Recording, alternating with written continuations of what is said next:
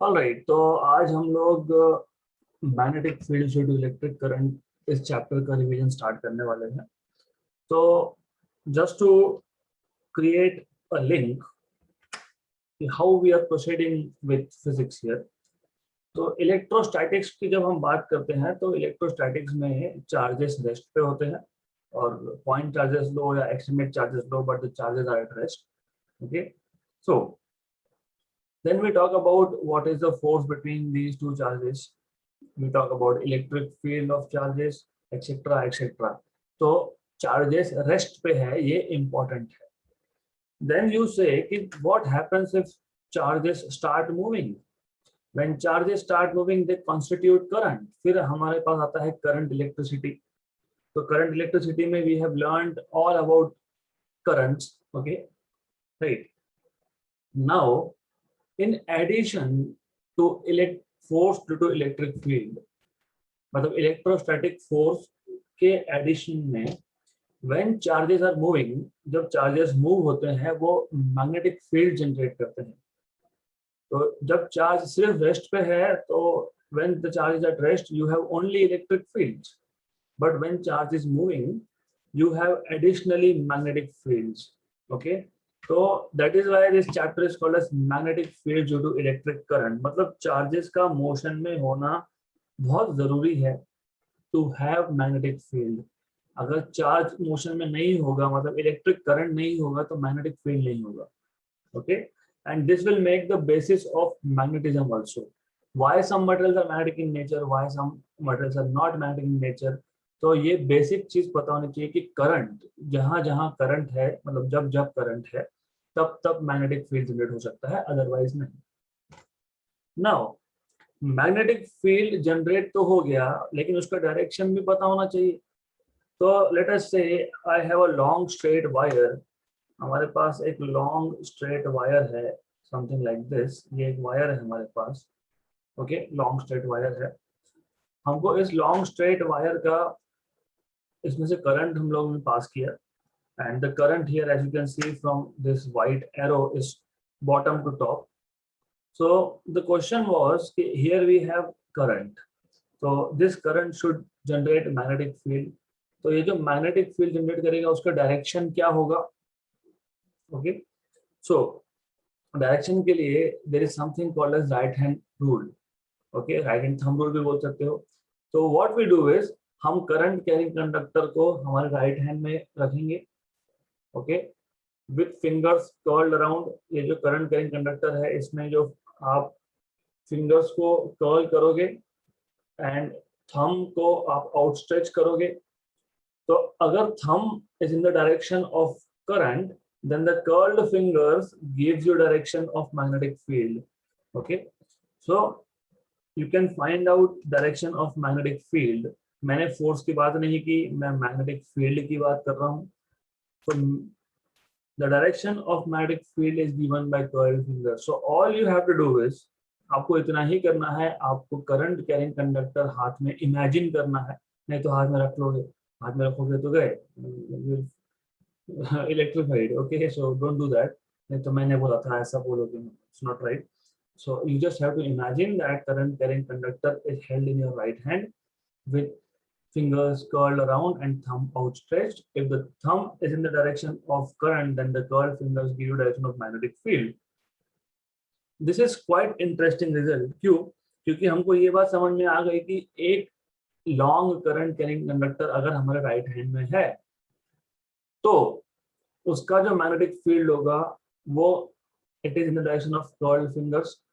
इसका मतलब अगर मेरे पास दो करंट कैरिंग वायर्स है, जैसे मैंने यहाँ बताया वायर 1 एंड वायर 2, और दोनों में अगर करंट है तो होगा क्या? पहली वायर में जो करंट है वो मैग्नेटिक फील्ड जनरेट करेगा, और उस मैग्नेटिक फील्ड में सेकेंड वायर प्रेजेंट है, और सेकेंड वायर में भी करंट है। तो second wire is in the field of first wire, so second wire will experience a magnetic force due to magnetic field of wire 1. बहुत easy topic है ये, details हम लोग बाद में बात करेंगे, but for the time being it is important for us to understand. अगर हमारे पास दो करंट कैरिंग कंडक्टर्स है, वायर्स है, ओके, दोनों वायर में करंट है, तो पहले वायर के करंट जो होगा वो सराउंडिंग में मैग्नेटिक फील्ड जनरेट करेगा। उस सराउंडिंग मैग्नेटिक फील्ड में वायर 2 है, तो वायर 2 पे एक मैग्नेटिक फोर्स लगने वाला है। सिमिलरली वायर 2 में करंट है, तो वायर 2 मैग्नेटिक फील्ड जनरेट कर रहा है, तो उसमें वायर 1 प्लेस्ड है, तो वायर 1 पे भी मैग्नेटिक फोर्स लगने वाला है ड्यू टू करंट और due to magnetic field of wire 2। Okay, good. तो अब इन दोनों वायर्स पे फोर्स कितना वो हम बाद में देखेंगे। पहले हम बेसिक मैग्नेटिक फोर्स कैसे कैलकुलेट करते हैं, उसके इक्वेशंस क्या होते हैं वो देख लेंगे। तो let us start with a charge. हमारे पास एक चार्ज है which is moving with some velocity v। Okay, तो ये जो चार्ज है it is moving with some velocity v, charge is q and this charge is placed in magnetic field v bar, right? तो let me just redraw it.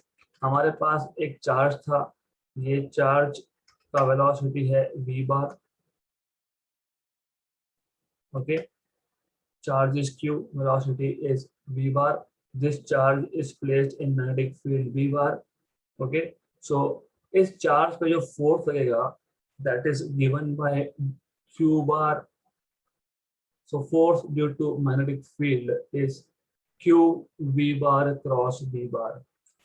और आपको पता होना चाहिए v bar cross v bar ये vector होता है which is perpendicular to v bar and v bar both, तो फोर्स का डायरेक्शन होगा दोनों को परपेंडिकुलर। तो ये आ गया आपका force due to magnetic field. Okay, बहुत सिंपल सा केस है, very very very simple case.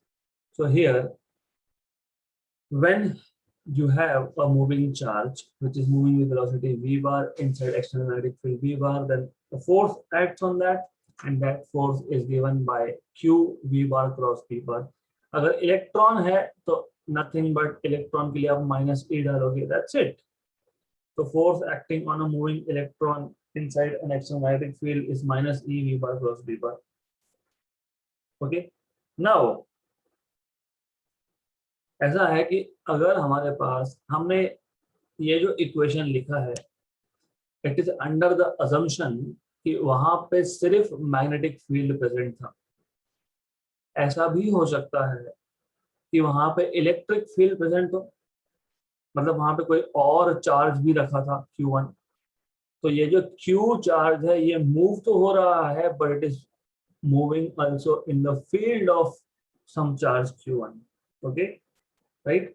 तो जब एक चार्ज एक एक्सटर्नल इलेक्ट्रिक फील्ड में होता है, when a charge is inside an external electric field, force on that charge is the charge itself multiplied by the electric field which is present at that point or in that region।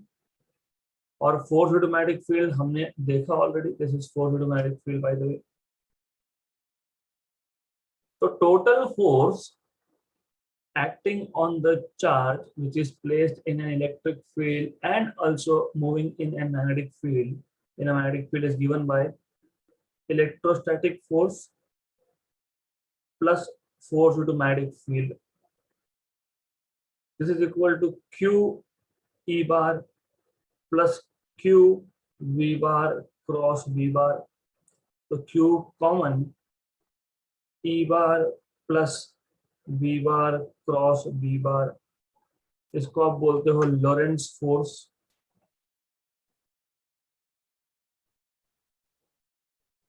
So total force acting on a charge moving inside electric and magnetic field is called as Lorentz force।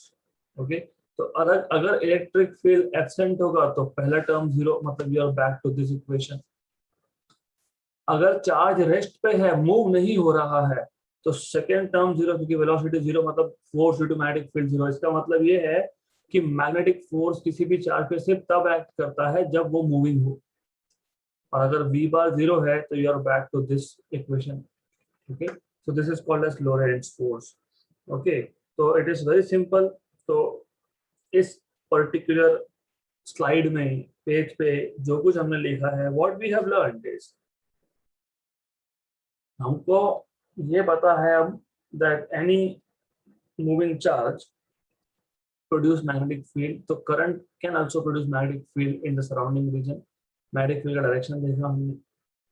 Then we saw what happens if we have a moving charge inside an external magnetic field, a force acts on that moving charge, which is q v bar cross v bar. In addition to magnetic field, अगर वहां पे electric field भी है तो force will be q e bar. तो total force आ गया force due to electric field plus force due to magnetic field, that is q e bar plus q v bar cross v bar. q common निकल गया, e bar plus v bar cross v bar, this is called as Lorentz force. Good good, तो ये आपको पता होना चाहिए। Now as you can see from this diagram, मैं इसको नेक्स्ट पेज पे ले ही लेता हूं because it is important for us now.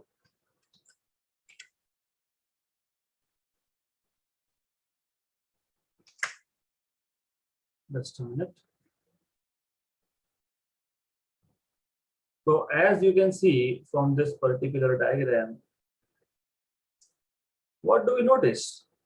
हमको यहाँ पे ये दिख रहा है कि जो फोर्स है ड्यू टू मैग्नेटिक फील्ड, ये v बार को परपेंडिकुलर है। तो force acting on a moving charge due to magnetic field is perpendicular. Is perpendicular to what? Is perpendicular to v bar. इसका मतलब dot product of these two vectors will give me 0. क्यों? क्योंकि आपको पता होना चाहिए dot product of any two perpendicular vectors is 0. क्यों? क्योंकि by definition, क्या है डेफिनेशन डॉट प्रोडक्ट का? अगर मेरे पास दो वेक्टर है, a बार है और b बार है, डेफिनेशन क्या है? A B cos theta. अगर थीटा मतलब दोनों वेक्टर्स एक दूसरे को परपेंडिकुलर होंगे तो थीटा 90 है, cos 90 0 है। और as you have understood just now, the force acting on a moving charge inside an external magnetic field is perpendicular to both v bar and b bar. तो force, magnetic force ये v bar और b bar दोनों को perpendicular होता है। That's why you can say force dot v bar is 0, क्योंकि dot product of perpendicular vector is 0। But you know that, हमको क्या पता है? हमको ये पता है कि this is dx bar by dt, velocity is derivative of displacement. Okay right, तो what we can say that is, देखो force into displacement is work done, है ना? यहां पे मैं इसको ऐसा लिख सकता हूं, ओके तो बेसिकली फोर्स वेक्टर अगर वेलोसिटी को परपेंडिकुलर है, इसका मतलब फोर्स वेक्टर डिस्प्लेसमेंट को भी परपेंडिकुलर है। क्यों? क्योंकि अगर मेरा पार्टिकल इस डायरेक्शन में मूव हो रहा है, इस डायरेक्शन में वेलोसिटी है, तो उसी डायरेक्शन में डिस्प्लेसमेंट भी होगा। ये बहुत बेसिक चीज है, डिस्प्लेसमेंट और वेलोसिटी का डायरेक्शन कभी भी सेम होता है, ये पता होना चाहिए आपको। तो फोर्स डॉट वी बार 0 मतलब force dot displacement is also 0, but force dot displacement is nothing but work done. तो I will say force dot v bar implies force dot displacement is 0। इसका मतलब वर्क डन इज 0, क्योंकि force into displacement is work done. इसका मतलब ये होता है कि मैग्नेटिक फील्ड वर्क नहीं करता। So magnetic field do not do any work. मतलब अगर हमारे पास एक मूविंग चार्ज है inside some magnetic field like this, तो मैग्नेटिक फील्ड डिस्प्लेस करवाने का काम नहीं करेगा। मैग्नेटिक फील्ड सिर्फ जो उसका पाथ है उसको कर्वेचर देने का काम करेगा। तो ये आप आगे सीखोगे साइक्लोट्रॉन में। तो मैग्नेटिक फील्ड जो होता है वो सिर्फ मूविंग चार्जेस को सर्कुलर पाथ पे ले जाने का काम करता है। मतलब मैग्नेटिक फील्ड जो होता है वो सेंट्रीपिटल फोर्स प्रोवाइड करने का काम करता है, it does not do any work. तो डिस्प्लेसमेंट के लिए डिस्प्लेसमेंट करने में मैग्नेटिक फील्ड का कोई रोल नहीं है, right? So magnetic field just provides or it just deflects the moving charges. Okay, so this is very important result. Now, as you have learned, force due to magnetic field F bar is Q V bar cross V bar. इसको अगर मैं सिर्फ magnitude लिखता हूँ, if I don't note down the direction, मैं सिर्फ vector का magnitude लिख रहा हूँ, तो मुझे मिलेगा Q V B sin theta. Let us से बोल सकते हैं, आप जैसे आपको दिख ही रहा है, वेलोसिटी और फोर्स दोनों परपेंडिकुलर है, मतलब थीटा यहाँ पे 90 है. Therefore F M force will be q v B sine 90. Sine 90 is 1, मतलब it will be just q v B. Therefore force due to magnetic field is q v B, which means magnetic field is force upon q B. ये आ गया formula of magnetic field, force upon charge into velocity. Force आपको पता है Newton में होता है, charge आपको पता है कूलम में होता है, वेलोसिटी को पता है मीटर पर सेकंड में होता है.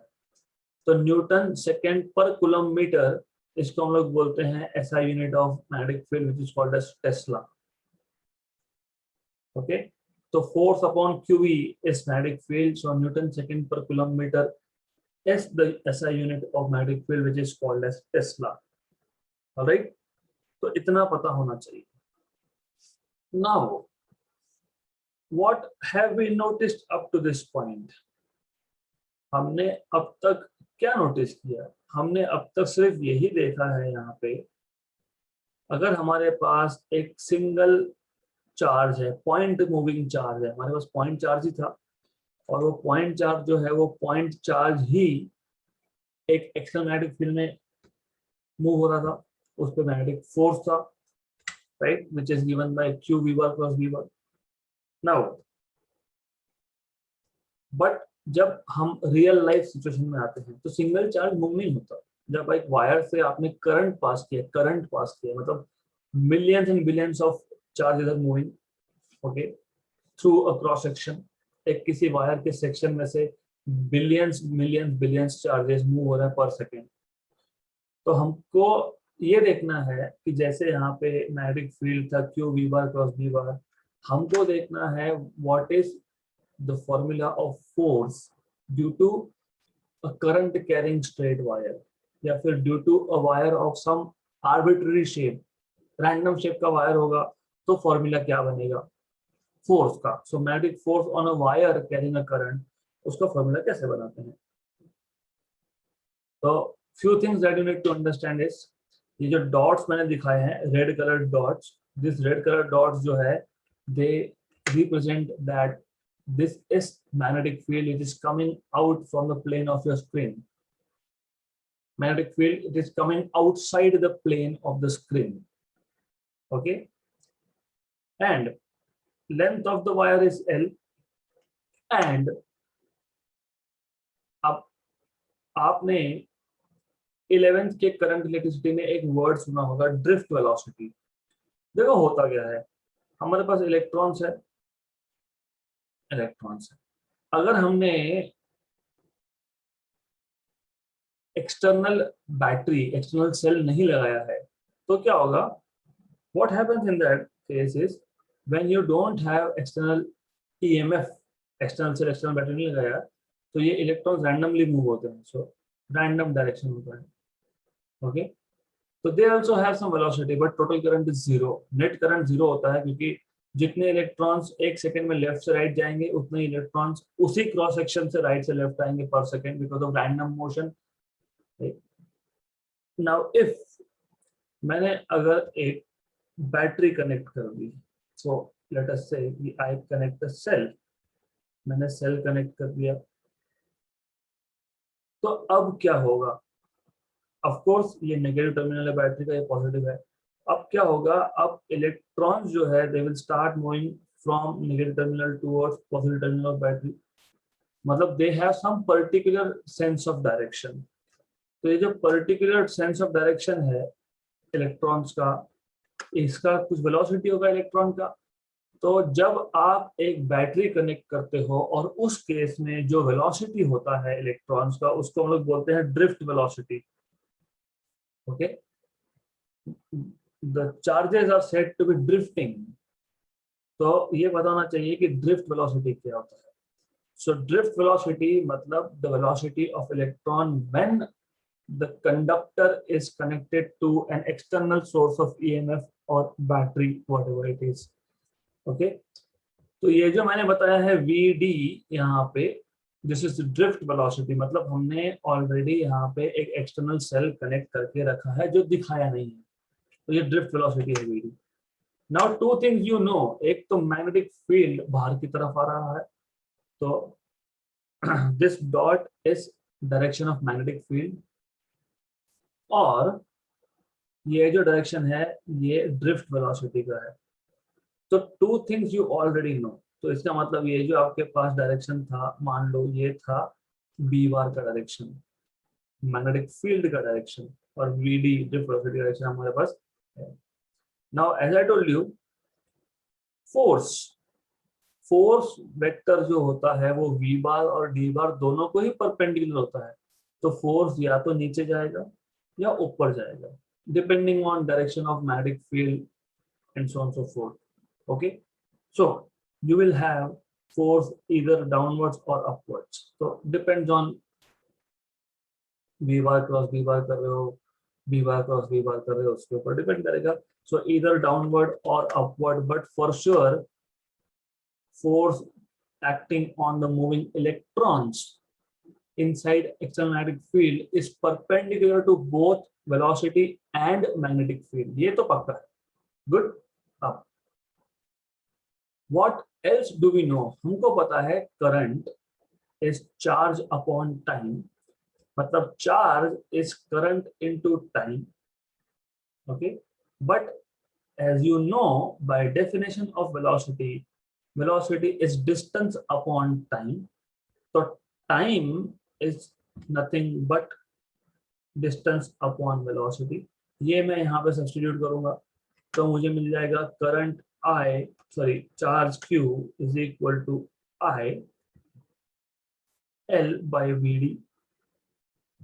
okay, right, but what we have seen, हमको क्या बताया, but we know this, force acting on a moving charge inside a magnetic field is Q V bar cross B bar, but Q is I L, where L is length of the conductor, length of wire, upon VD, and I is current of course, V bar cross B bar. इसको भी मैं drift velocity बोल देता हूँ क्योंकि velocity है ये electron का, वीडी वीडी, राइट।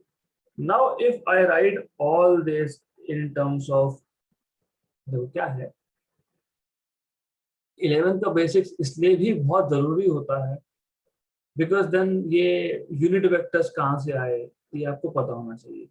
अब what I can do is, ये जो मेरे पास इक्वेशन बना है I L upon VD V bar cross B bar, मतलब I am talking about this equation, ये फोर्स का इक्वेशन है।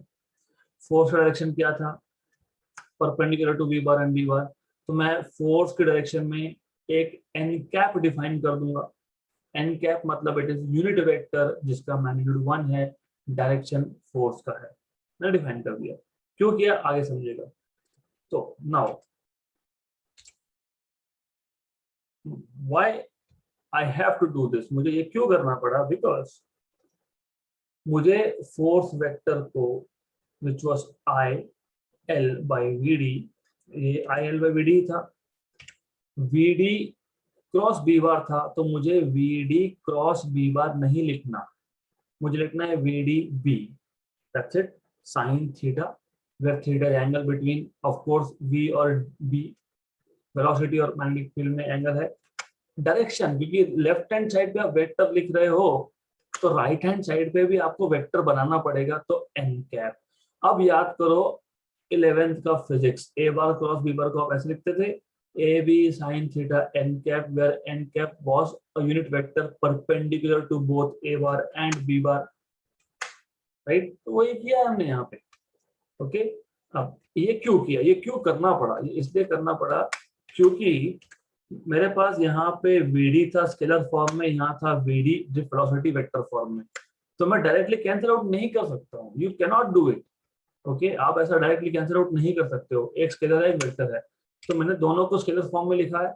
अब मैं इन दोनों को कैंसिल आउट कर सकता हूँ, तो हमको मिल जाएगा F M bar equal to B I L sine theta N cap. मतलब now I can take it back to cross product form. मैं बोलूंगा करंट आई को बाहर रख देते हैं, L bar cross B bar, because by definition L bar cross B bar is LB sin theta n cap।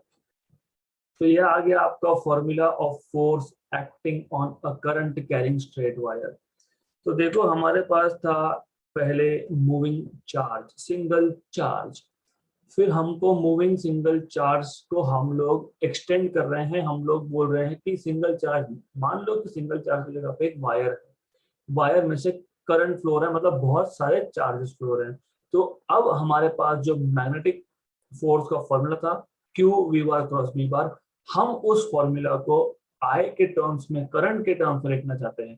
तो हमने पहले बोला कि एक करंट कैरिंग स्ट्रेट वायर ले लेते हैं, उसका लेंथ एल है, उसमें इलेक्ट्रॉन्स मूव हो रहे हैं, मतलब ड्रिफ्ट वेलोसिटी है, electrons are moving in presence of external EMF. वो मैंने दिखाया नहीं है लेकिन बैटरी कनेक्टेड है वहां पे। ओके, तो मैग्नेटिक फील्ड में ये वायर रखा हुआ था, तो वेलोसिटी और मैग्नेटिक फील्ड दोनों परपेंडिकुलर है, तो फोर्स एक्ट होगा जो इन दोनों को भी परपेंडिकुलर होगा। हमको पता है करंट क्या होता है क्यू बाई टी, तो चार्ज क्या हो गया आई टी। मैंने चार्ज का formula I into t q लिखा है क्योंकि मुझे force equal to q q v bar cross B bar पता है, क्योंकि क्यू वहां पे है तो क्यू की जगह पे रिप्लेसमेंट करना पड़ेगा। फिर T, T is nothing but time, और आप ऐसा भी बोल सकते हो how much time does an electron takes to cross this, that is length upon velocity। तो ये लेंथ अपॉन ड्रिफ्ट वेलोसिटी जो था,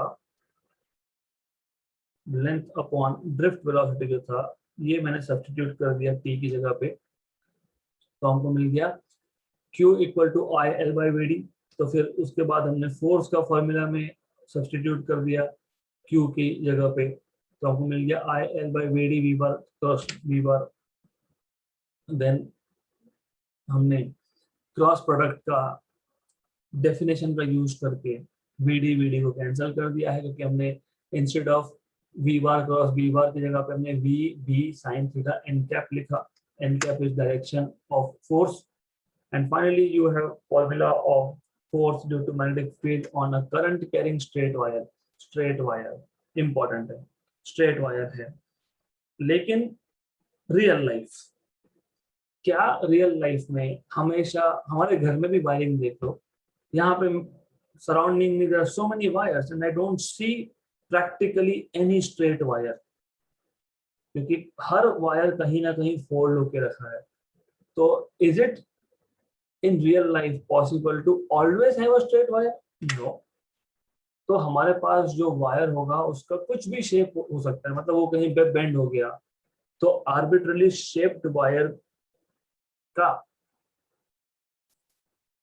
आर्बिट्ररी शेप वायर में से करंट पास हो रहा है और उस पे कितना फोर्स लग रहा है ड्यू टू मैग्नेटिक फील्ड, ये हमको फाइंड करना है। तो सबसे पहले ये जो पूरी वायर है इसको आप small small length element DL DL DL DL में डिवाइड कर दोगे, तो you have assumed that this wire is made up of small length element dl, और हर एक का लेंथ एलिमेंट का लेंथ सेम है, तो मैं इन सारे में से एक dl रख रहा हूं। अब इस वायर में से करंट पास होगा I, तो ये जो करंट I है,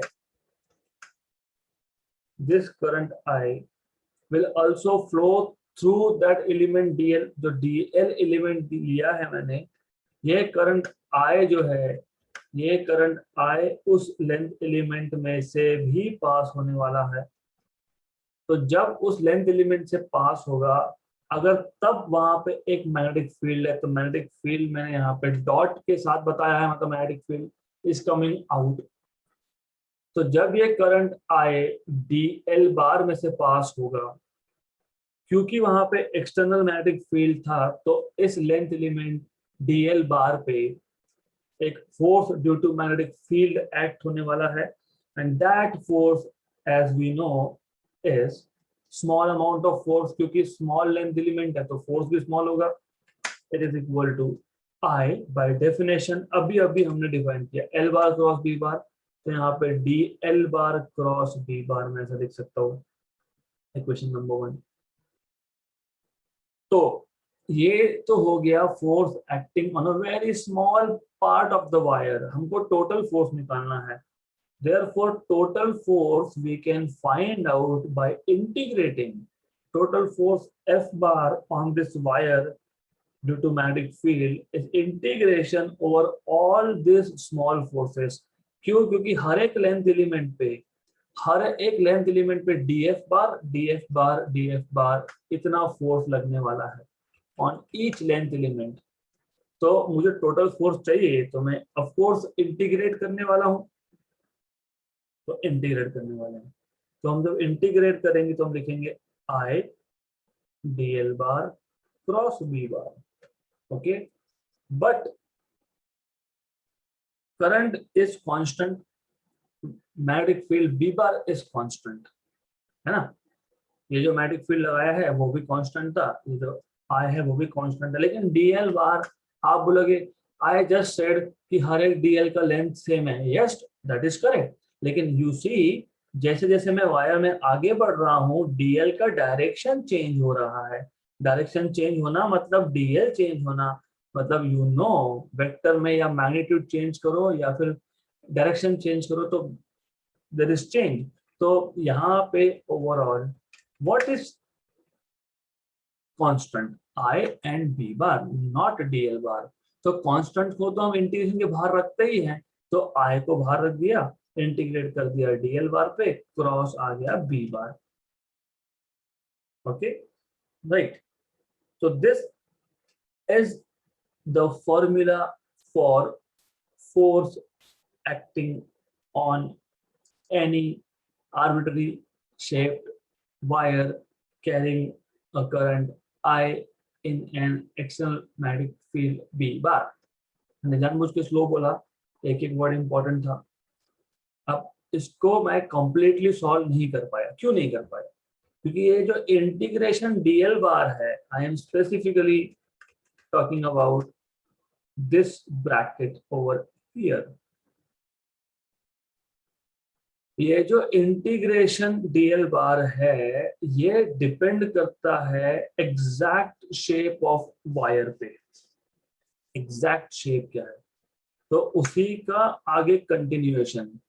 अगर मेरे पास एक क्लोज्ड सर्किट है, मतलब लाइक दिस जो नीचे में बताया है, ओके, तो मैं इसी फॉर्मूला का, यही जो फॉर्मूला है F M bar equal to I integration DL bar cross B bar, ये फॉर्मूला मैं यूज करके मैं what is the force acting on this loop closed circuit I can find it out.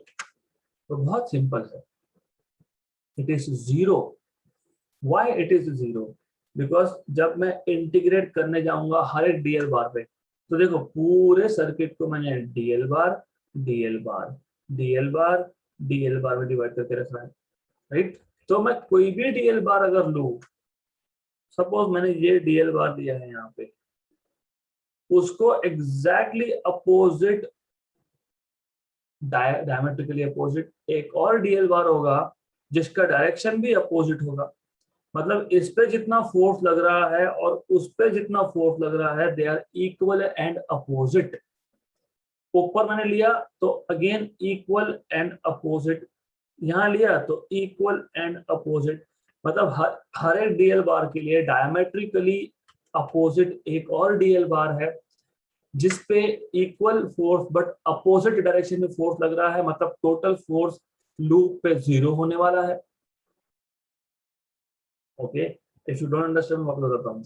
मैंने पहला लेंथ एलिमेंट लिया 1, DL बार का direction है downwards, force हो सकता है यहाँ पे हो, उसके डायमेट्रिकली अपोजिट एक दूसरा एलिमेंट है डी एल बार अगेन, लेकिन इसका डायरेक्शन क्या है डीएल बार का ऊपर की तरफ, इस पे फोर्स होगा यहाँ पे, कैंसलेशन। तो ऐसा हर एक डीएल बार के लिए डायमेट्रिकली अपोजिट और एक डीएल बार है जहां पे force due to magnetic field on the current is equal but opposite, तो कैंसलेशन होगा तो टोटल फोर्स हो जाएगा आपका 0। मतलब यहाँ पे आप बोल सकते हो since integration over close loop DL bar is 0, ऐसा भी बोल सकते हो। ओके, तो इट इज 0 बेसिकली, राइट। तो इतना आपको पता होना चाहिए। नाउ मैंने आपको लास्ट लेक्चर में बताया था दैट हम लोगों को moving coil galvanometer, okay, moving coil galvanometer हम नेक्स्ट टॉपिक में देखेंगे, और उसी से कनेक्टेड था आपका वोल्ट मीटर एंड एमीटर। तो मूविंग कॉइल गैल्वेनोमीटर जो होता है, moving coil galvanometer is nothing but it is a coil inside an external magnetic field। तो मूविंग कॉइल गैल्वेनोमीटर जो है वो एक कॉइल है जो एक्सटर्नल मैग्नेटिक फील्ड में है। तो हमको पहले ये देखना पड़ेगा, जब हमारे पास एक कॉइल है, करंट कैरिंग कॉइल है, वो एक्सटर्नल मैग्नेटिक फील्ड में है, तो उस पे फोर्स या फिर टॉर्क कितना लग रहा है।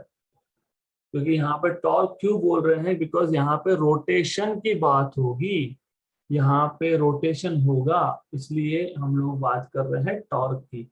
जब जब एक फोर्स रोटेट करता है तो हम तब तब फोर्स की जगह पे टॉर्क के बारे में बात करते हैं। ओके, क्योंकि फोर्स की बात तब होती है जब लीनियर मोशन की बात होती है, टॉर्क की बात तब होती है जब रोटेशनल मोशन की बात होती है। तो now we want to see how much is the torque on current loop in a magnetic field। extremely simple case है।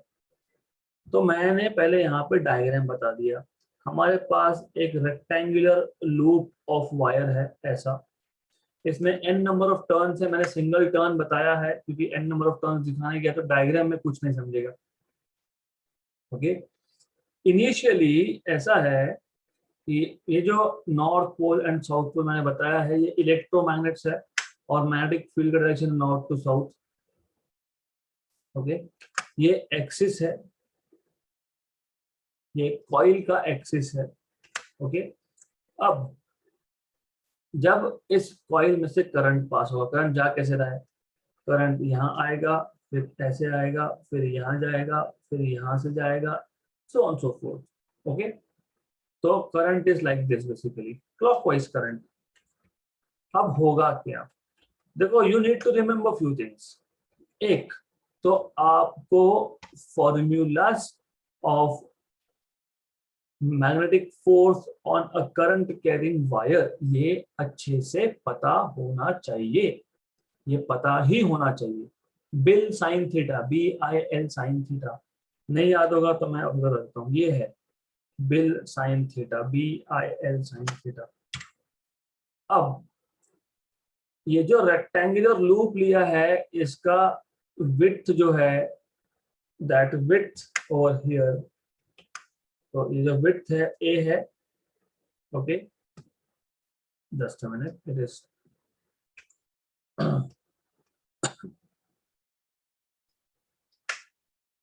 तो जो विड्थ है वो A है और इसका जो लेंथ है लेटर से वो B है, मान लेते हैं A और B है हमारे पास।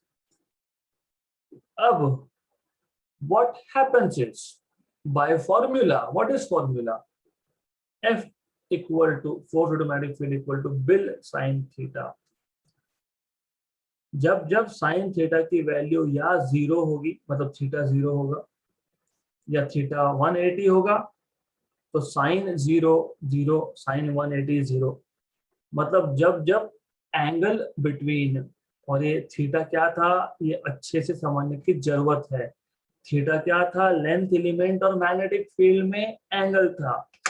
तो यहाँ पे जब मैं लेंथ एलिमेंट की बात कर रहा हूँ, या तो मैं ए बी लेंथ लूंगा, या फिर मैं बी सी लेंथ लूंगा, या फिर मैं सी डी लूंगा, या फिर मैं डी ए लूंगा। ओके, तो जब आप बात करोगे साइड बी सी की, side B C, B to C, magnetic field का डायरेक्शन क्या था, ये भी नॉट टू साउथ, मतलब बी टू सी था, मतलब एंगल कितना हो गया, 0। तो जब एंगल 0 तो साइन 0 तो फोर्स 0। इसका मतलब बीसी साइड पे कोई भी फोर्स नहीं लग रहा है due to magnetic field. Similarly जब करंट डी ए से जाएगा, डी टू ए जाएगा, मतलब करंट और magnetic field there anti parallel, angle is 180, sine 180 is again 0, मतलब डी ए साइड पे भी कोई फोर्स नहीं लगेगा।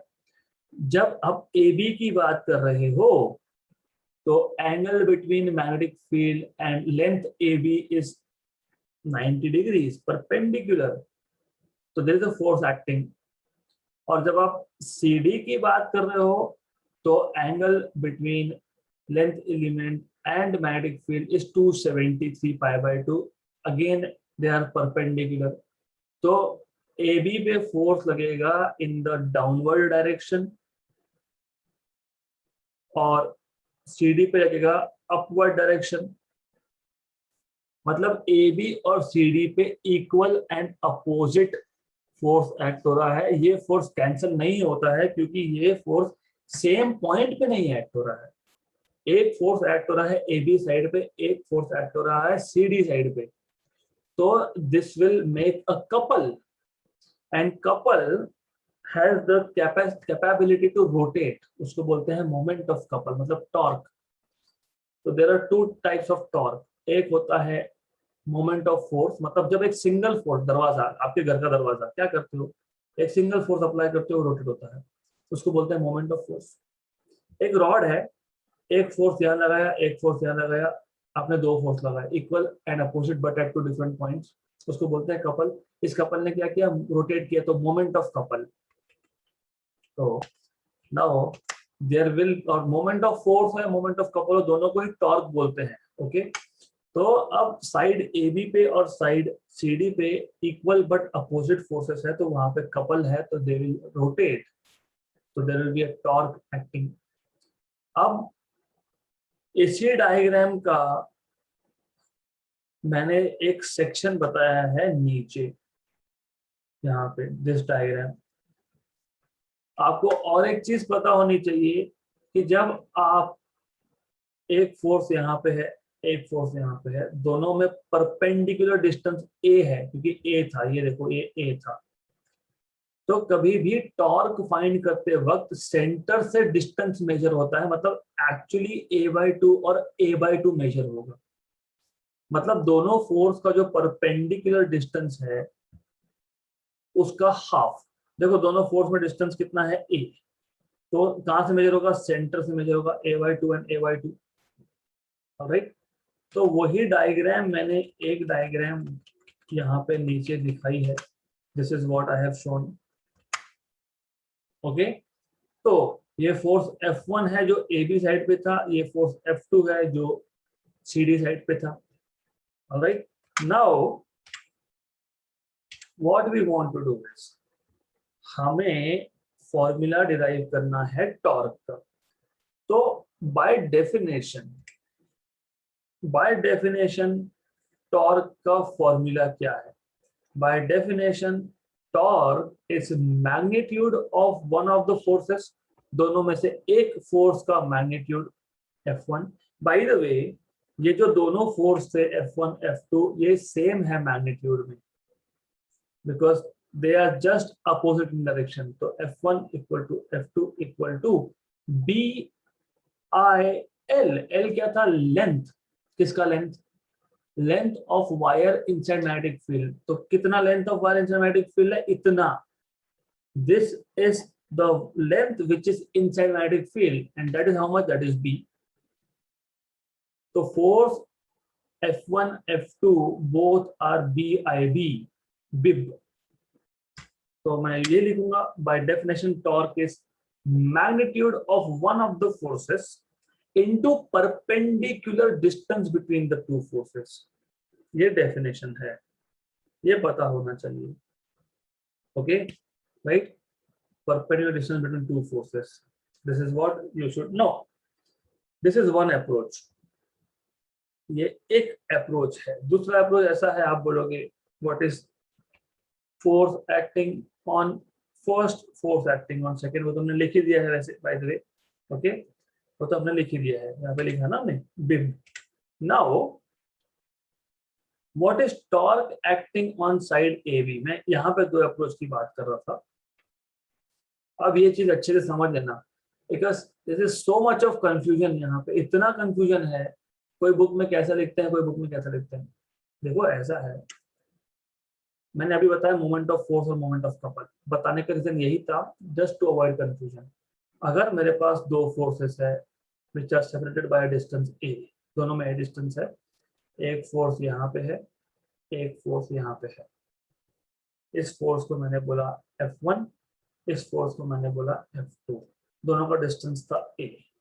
तो जब आप मोमेंट ऑफ कपल मतलब दो फोर्सेस कंसीडर करके टॉर्क कैलकुलेट करते हो तो आप डायरेक्टली बोलते हो torque is magnitude of one of the forces into perpendicular distance between the two forces. मतलब दोनों फोर्स में से एक फोर्स का magnitude multiplied by distance, perpendicular distance between two forces. तो ये आ गया BIB, ये फोर्स था इंटू ए, इसको मैं लिखूंगा BIB इंटू ए। जानबूझ के मैंने BA को एक ब्रैकेट में डाला है क्योंकि B ये है, A ये है, length into breadth, area of the coil, तो ये आ गया आपका BIA। अगर हमारे पास कॉइल में n नंबर ऑफ टर्न्स है तो multiply by n n and N. This is a total torque acting on a current carrying coil kept inside magnetic field. ये बन गया आपका formula in a pretty easy way. दूसरा approach भी है, दूसरा अप्रोच यही है जो मैं आपको बता रहा था, दिस वन।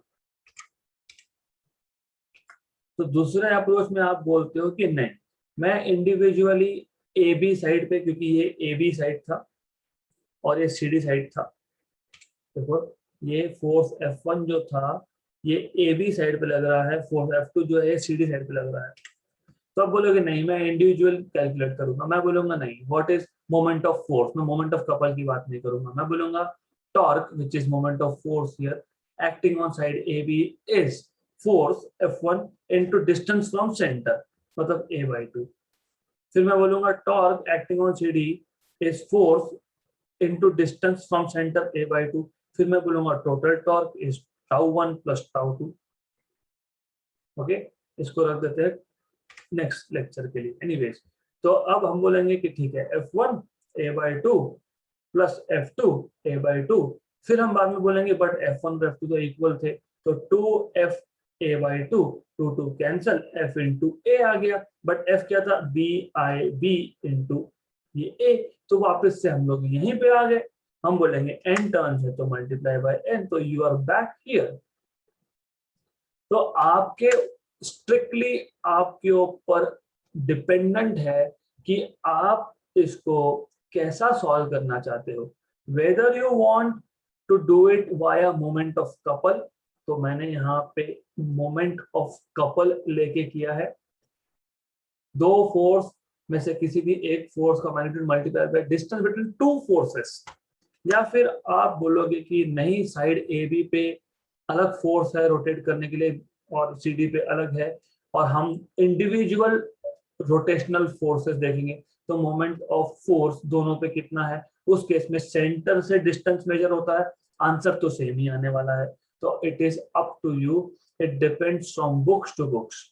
ओके, मैंने मोमेंट ऑफ फोर्स का यूज करके रेगुलर क्लासेस में लिया था, क्यों, क्योंकि नेक्स्ट टॉपिक में मेरे पास ऑप्शन नहीं बचता, क्योंकि नेक्स्ट टॉपिक मुझे वहां पे इंडिविजुअल ही कंसिडर करना पड़ेगा। मुझे फोर्स का मोमेंट देखना पड़ेगा, इसलिए मैंने ये मेथड यूज किया था।